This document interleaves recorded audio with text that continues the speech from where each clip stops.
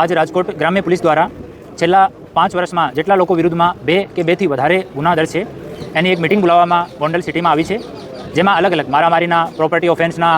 પ્રોહિબિશનના, જુગારના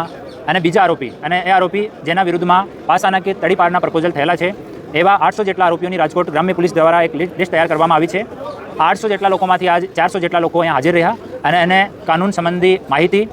અને આને સમજ કરવામાં આવી છે કે ગુનાખોરી अगर कंटिन्यू रहશે એના તરફથી તો પોલીસ દ્વારા કડક પગલાં લેવામાં આવશે અને ફર્ધર और સ્ટ્રિક્ટ પગલાં લેવામાં આવશે। તો મેક્સિમમ લોકો એગ્રી થયા છે કે અમારે ભવિષ્યમાં એવી ગુનાખોરીમાં સંડોવણી નહીં કરવાની और અપરાધનો જો ઇકોનોમિક અને સોશિયલ ઇમ્પેક્ટ પરિવાર પર પડે છે એના વિષયમાં આ લોકોને માહિતગાર કરવામાં આવ્યા અને આ मीटिंग અમે हर एक 3 मास में કરીશું। माननीय HM सर और माननीय DG सर की हमें कंटिन्यू सूचना रहती है और माननीय IG सर है उनके रेगुलर निर्देशन में आ कार्यवाही थी है અને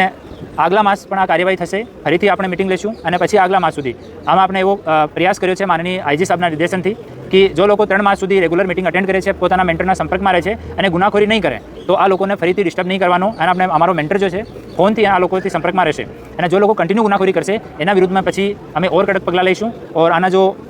રેવન્યુના જો સોર્सेस છે એની અમે ચકાસણી કરીશું। ગેરકાયદેસર પ્રવૃત્તિઓથી કોઈ પ્રોપર્ટી લીધી હોય એની પણ અમે ચકાસણી કરીશું અને એના વિરુદ્ધમાં જો પણ લીગલ કડકથી કડક પગલાં થઈ શકે એ પગલાં લેવામાં આવશે।